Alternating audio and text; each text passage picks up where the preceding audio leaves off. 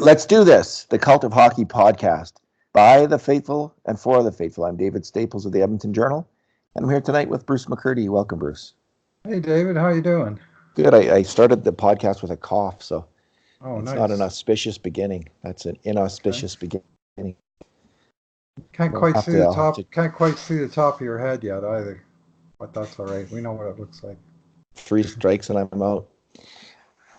Bruce, it was a good game. That was a tense game. I came to it late. Was it I was ever? coaching at a practice, and I came to it late, and I was watching the game. I didn't look at the score, and then halfway through the third period, I couldn't take it anymore. I just Mhm. had to look to see if they got through it or not, and amazingly they did.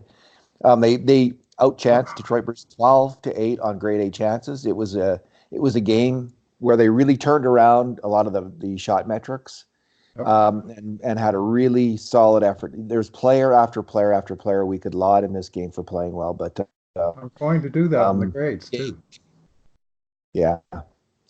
So this is our two good things, two bad things, and two numbers podcast. Bruce, what is your good thing? I'm going to go with Mikko Koskinen, same guy I picked the other night, I believe, who they put back to into the net. And unlike last game where he faced 52 shots, including 25 in the third period alone, he only faced half that number over the course of 60 minutes. But you know what? He had to have a real strong game. Jonathan Bernier and his posts were so hot for Detroit that easily could have been a goaltender steal by the Red Yeah, Wings. it was getting Except that way shaping up. except Koskinen was just as sharp in his own cage as Bernier was at the other end, and he had to be. I mean, the margin was 1 goal. He was beaten by a shot from the slot after an extended Detroit pressure that deflected in off an Oiler defender, and beat him on the deflection. Found the corner. Pretty hard to blame the goalie on that. And there was a few others, man. The first period, uh, especially the back half of the first period, and then in the third period, a number of very strong saves down the stretch, and good opportunities. Detroit set some stuff up. I got a good thing. Unofficial good thing was how strong Detroit played. I got to give those guys all the credit in the world. They easily could have mailed that game in. They got beat 5-1 in Vancouver on Tuesday. They got beat 5-1 in Calgary on Thursday. They played hard in the first period tonight. They fell behind 2-0, and they could have quit, and they never did. They brought it, and they brought it, and they were the second best team on the ice, but they brought what they had, and they brought it to the end, and hats off to them. The NHL's a tough league. There's not very many free spaces in it. Even when you think there's one, it's not necessarily so. And Bruce, they could have easily caved. The Oilers Yeah. dominated that second period. Hmm. The scoring chances at one point were 5-0, and the Oilers scored 2 goals. And I thought the second goal, when that Would when kill that them. second goal came, I thought that okay, Detroit could cave in now, and Hmm. we might see, but they didn't. They did not back down one bit, and they scored a few minutes later. So good for Detroit. They, like you say, that was one heck of an effort from them. Credit where Um, due. yeah, it's one of those games where a team's been humiliated in the game before. They really got whipped, and Both even though teams it's were the really, in second game one and sense. second game in 2 nights for them, they were desperate to win. They had that going for them, and um, they sure showed it. So, Bruce, my good thing was Zack Kassian. He was in on 4 grade A chances, made major contributions to 4 grade A chances. Not one major mistake on a grade A chance against. Threw some absolutely hellacious hits out there. Really, really rammed a couple players on Detroit, and that's got to make a difference. And Ethan Bear's goal was as much on Kassian as it was on Bear. Bear made a very nice play at the blue line, walking the line a little bit, cutting back and firing the puck. I mean, again, such a rare thing for us to see for an Oilers defenseman to do that. But Cassian's right in front of the net, screening the goalie, and made that goal. So That good for screen Zack made it. Kassian. That screen made it possible, and Bear did just enough to change the shooting angle and sort of lose the shadow that he could get the shot through the first layer. And they had a great end zone replay of that. That was right on line with the shot. You could see Bear cut into that line, and this little piece of net, maybe 3 inches by 3 inches, opened up, and he hit it from 60 feet. Yeah. Ethan Guy Lapointe Bear. That was a hell of a shot. He's a hell of a player. Like, we're seeing something kind of interesting here. I'll say. 8 games into a season, but he's playing top pairing minutes, and Dave, he's crushing though. He's not crushing them. He's doing well. He and Nurse are doing well. We haven't had a top pairing defense group on the Edmonton Oilers hang in there and do well since Andre Sekera and Chris Russell in 2016-17. That was the last time we had that going on, and it's no coincidence the Oilers haven't won since then. And who knew that it was going to be Nurse and Bear? I mean, nobody knew. That's another good thing, I guess. Nurse and Bear. I mean, where'd that come from? I mean, Nurse we knew about. Bear he was on the radar, and I mean, the reports started good right from the very beginning at camp. I know I went and saw the first day of open practice, and I was very impressed. And there was a lot of other verbiage, and it almost sounded like an echo chamber. And sometimes you go, well, how much of that is real, and how much of that is people hearing good things and sort of passing along. But he's been good. And I mean, he's still a rookie, and you see it. I mean, on the one Detroit goal tonight, Bear was one of the major culprits in terms of he overskated the puck twice. I'm going to have to go back and look at the whole extended paint. They got super tired. But the second time he overskated the puck, that was a big problem. But he's a kind of young player that you expect A, to make mistakes, and B, you hope to learn from those mistakes. And I think we are seeing growth and development in this player on a weekly, if not gamely, basis. What is your bad thing, Bruce? My bad thing are those extended shifts that the Oilers spent behind their own blue line. And it's sometimes, this is old Oilers stuff, and I got probably all fans complain about it to some degree with their team. But it seems like there's an invisible force field that gets lowered over the blue line at the defensive end. Like they've taken that netting that they use to protect the fans behind the net, and they just lay it down at the blue line. And it's impossible for the team to get the puck over the damn line for a minute on end. And the Oilers had a few bad runs behind their own line. I know the top line got trapped in there twice. And then on the one Detroit goal, that was another extended sequence. And in the third period, there was at least 3 long ones, including twice the Nuge, Neal, Chase on line, which otherwise had a pretty good game. They sure did. But they did. had 2 shifts. I bet you they were a minute and a half each. And I was just almost beside myself. And they kept, when they finally did get the puck, they'd pass it to the nearest Detroiter, lose the battle. And obviously, oxygen deprivation becomes an issue at some point. But there are points where when you do get a chance that a veteran player just has to bear down and somehow get that puck out, even ice the damn thing and get 15 seconds to, suck wind without having to chase the puck while they're doing it. Yeah. But they just couldn't ever seem to get a hold of it, or at least hold it for long.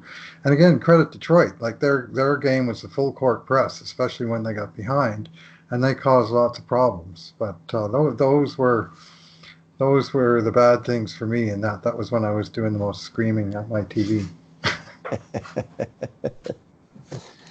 Okay, my bad thing was Oscar Klefbom's defensive play. So he was a major culprit on 4 grade A chances against. And the one that really killed me was in the third period, because I just don't know what he was thinking. He made a pinch at the offensive. He made a pinch at the offensive blue line. Fair enough. The Detroit rushes it in, and they're in there for a couple seconds, moving the puck around, and moving it back to the point. And Klefbom by then has come back, but instead of sliding back to his defensive position, he's kind of hanging out in the middle of the ice, not covering anybody. Confusing everybody on his own team. And what do? The pass goes down to where he should be on defense, and Detroit gets its probably best chance of the third period to score. So, I know that the players are supposed to cover for each other, and first guy back, and there's some flexibility on who covers what. But at the NHL, generally speaking, the defensemen shift back to defense as soon as they can when they're out of position. And that was one where Klefbom definitely needed to get back because Patrick Russell was left covering for him, and he had no idea what Klefbom was going to do that. And he tried to get back, and he was unable to. A great chance for Detroit. So Oscar, not his best game on defense. He's up and down in that regard.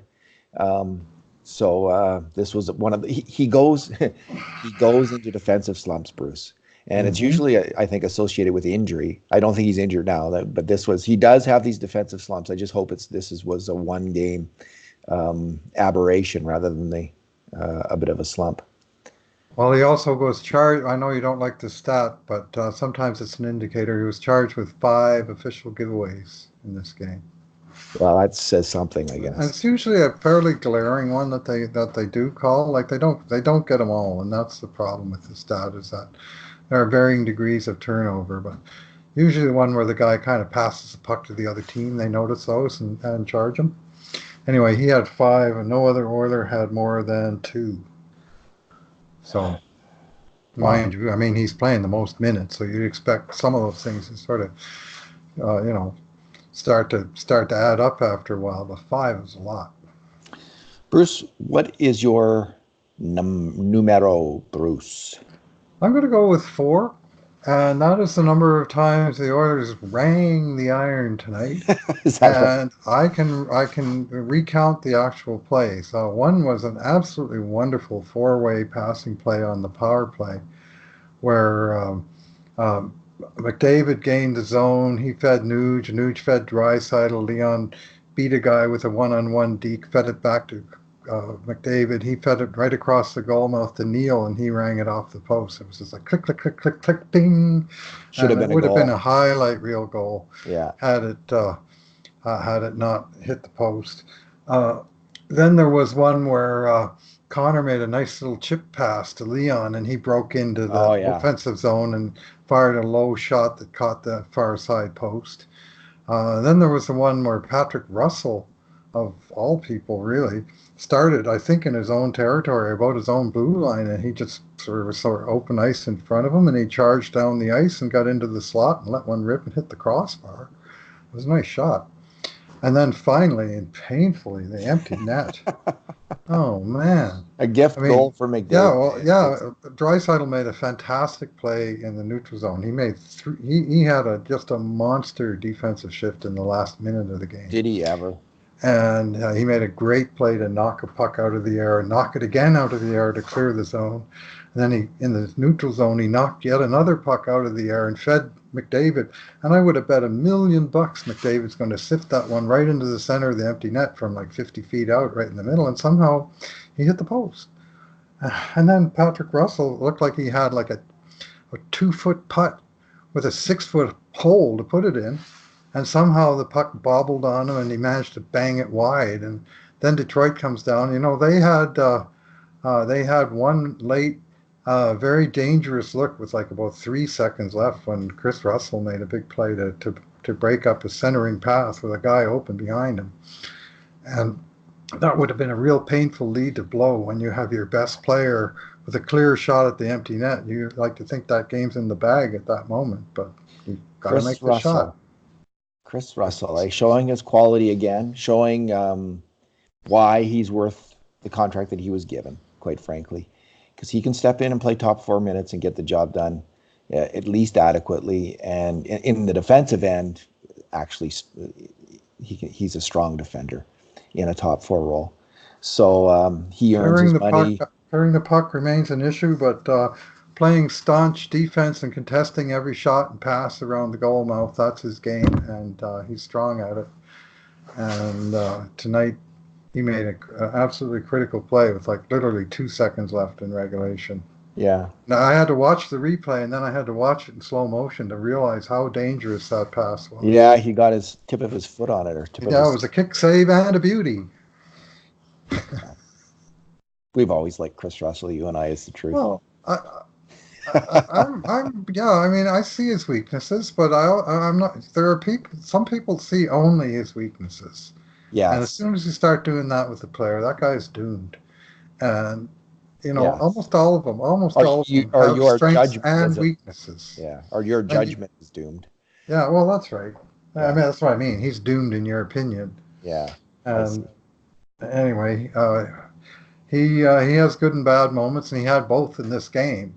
But he had some big defensive moments, especially in the late going, including a very excellent clearing of the zone with maybe 40 or 50 seconds to go. That was part of that last minute Yeah. winding down the clock. So my numbers, I'm going to sneak a quick extra number in. James Neal has 9 goals in 8 games. He leads the league. So good for you, James Neal. And the good thing about that goal, Bruce, even strength. Hmm. And just a goal scorer's goal. Just got it off so quickly off his stick, bam, in the net. And it was obvious, the turning point of the game. It was a really tight game until then, and bam, just pounded it in there. And from then, the Oilers they weren't home free, but that was a huge moment for them in a really hard fought game. My other number, Bruce, is 2. Yeah. This is the number of backhand passes, backhand, cross ice, cross seam passes that Leon Draisaitl pulled off at the blue line. He charged in over the blue line and twice fired absolute bullet backhand passes to Zack Kassian coming in. Bruce, no one else in hockey can do that. And you have to go back, I think, sometime to Mario Lemieux, I think.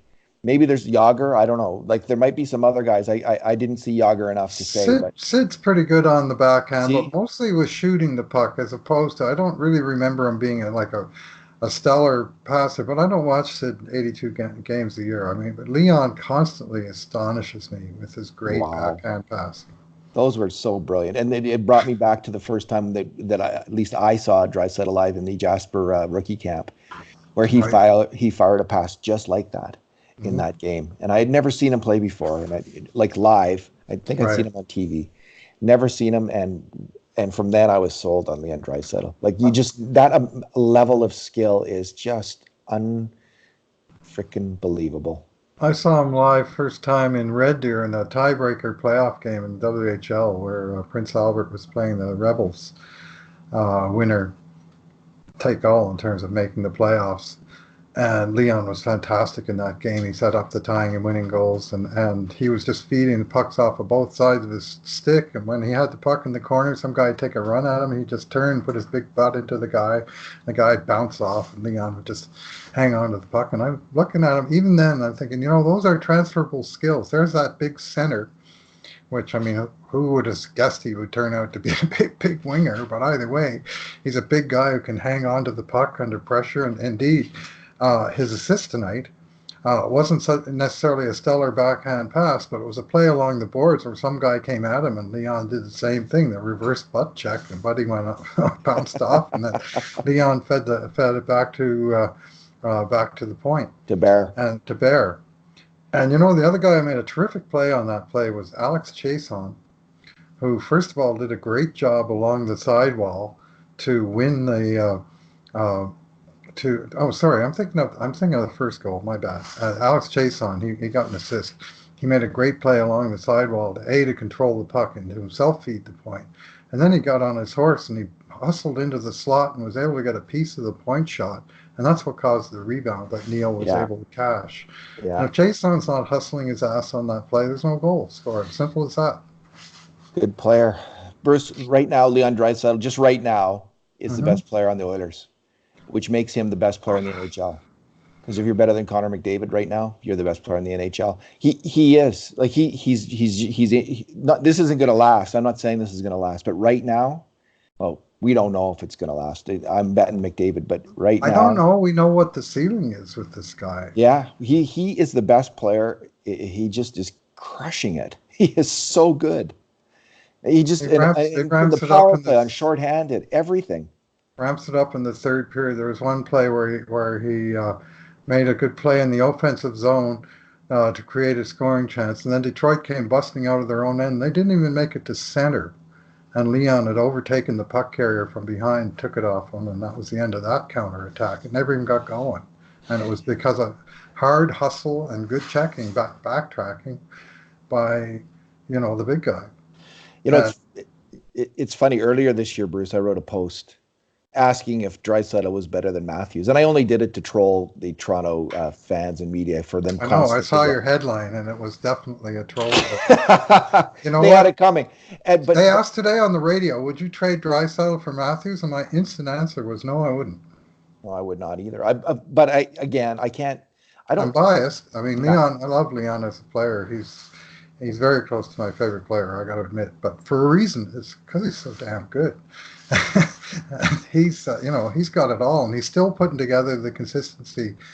And sometimes, the risk management is the biggest sort of remaining, I would say, thing sometimes, yeah. he's got to work on. Uh, but I love how he raises his game in the third period, and that can be with the lead or behind. And in overtime, he's an absolute monster. I mean, And obviously the two of them are together, but and he, you know what he's playing is the NHL game too, right? mhm. Because it's so physical. His game. It is. It must be so physically draining to play that game. He must just be covered Especially in for ice. 25 minutes. Yeah. He just is playing a total NHL game every single night, puck protecting, winning battles, lifting sticks, and it's a playoff game. It's a game that translates, as we Winning know. face off 70% Yeah, tonight. as we know, it's a game that translates very well into the playoffs. So, wow, the Oilers really We got two lucked out. monster players, David. We got two monster players on this team. Yeah, very nice. It's just Sure it is. and a 7-1 record, Bruce McCurdy. 7-1. First time in 3 years. Worked out pretty well that other time. Yeah, See it how did. they started in 20, Was it 7-1? 2016, 17. Yeah, they won two, lost one, then reeled off five in a row to run it to 7-1. And that really set the table for the whole season. Well, there's a lot going right this year. The power play is going right. The penalty killing is going right. They have a top pairing defense, which is holding its head above water for the first time since 2016-17. They have solid goaltending for the first time since 26-17. So I got two solid goalies, which they didn't there's a even lot of have that. yeah, there's a lot of worries about the shot metrics, the percentages, including our own scoring chance metric. What we're keeping track of. And the Oilers have been significantly outchanced. So these are real worries. But when you go down the checklist of things kind of going right, it's a little bit calming, I would say, in the face of some of the other kind of statistical evidence. There are these other trends that give me a lot of confidence that this team is going to make the playoffs. Of course, I always think they're going to make the playoffs, Bruce. So, yeah, when you have the two best players on the ice, or two of the three best players on the ice, in the significant majority of games, that's going to raise your chances. You got difference makers, and sometimes you need the difference makers to make the difference. And so that's the Oilers' not so secret weapon. That's the thing where they don't have to say, well, if we can get up to the league average, maybe we can hang on. What they need to do is get everything else around the league average and let those two guys go. yeah, I liked the third line okay tonight, and I thought I liked Haas and Yurcho together. I think Yurcho plays well with Haas. Nygaard did as well. I like Haas's game. Whenever he's out there, I think he's the old McTavish thing, like you got to make a difference if you're on a bottom line. Well, Haas is doing that consistently, so I'd like to see more of him. Somebody's got to pot one of these times. I mean, the absence of scoring from down there is they did. Haas did with Nygaard, right? They got one. Yeah. So people forget. Like I was hearing like the bottom lines haven't scored a goal. Well, actually, they did get the one there. So that was 4, yeah. Was that 4-4? Mm-hmm. That's even strength. That's why. It was. It just doesn't show up on a lot of the 5x5 data. I see. I always search even strength, not 5-on-5. I like to get this biggest sample, and I don't like to disregard 4-on-4. You end up disregarding 4-on-4 and 3-on-3 numbers, I think, if you just 5-on-5. And if you do even strength, though, then you get saddled with all the empty net clutter. That's the issue. Well, on some websites you do, and some you don't, right? Yeah, you got to pick the right spots. Yeah. Alrighty, Bruce, let's leave it there. You got some work to do still, I guess, a little bit? I sure do. I got a lot of it written, and I got a lot of stuff to finish, but we should have the game grades up here sometime before midnight. Great. And the Oilers play next in Winnipeg on Sunday? Sunday, Winnipeg, 5 o'clock in Winnipeg, and Rogers Hometown Hockey features my hometown of St. John's, Newfoundland. So I'll be tuning in at 4:30 on Sunday. How old were you when you left? 15.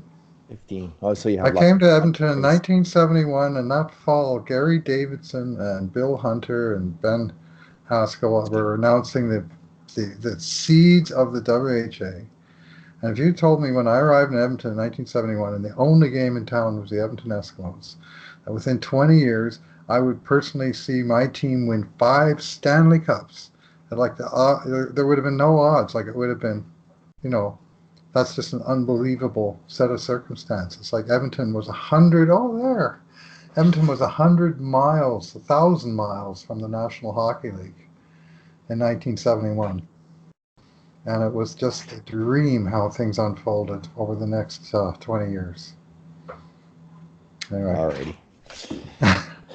All right, Bruce, let's leave it there. Thanks there's for our talking. mandatory 70s sports reference. That was a whole 70s sports riff. Gary Davidson. Gary Davidson. There's a small number of people who remember those names now, and you and I are two of them. Bruce, thanks for talking to me. Thanks for listening. It's a great league. Best league. I love Yes. And in the meantime, and in between times, this has been another edition of the Cult of Hockey podcast, and that is yet one more 1970s sports reference. Ed Whalen's signature sign-off, which we pay homage to every single Cult of Hockey podcast. All right. Thanks, Bruce.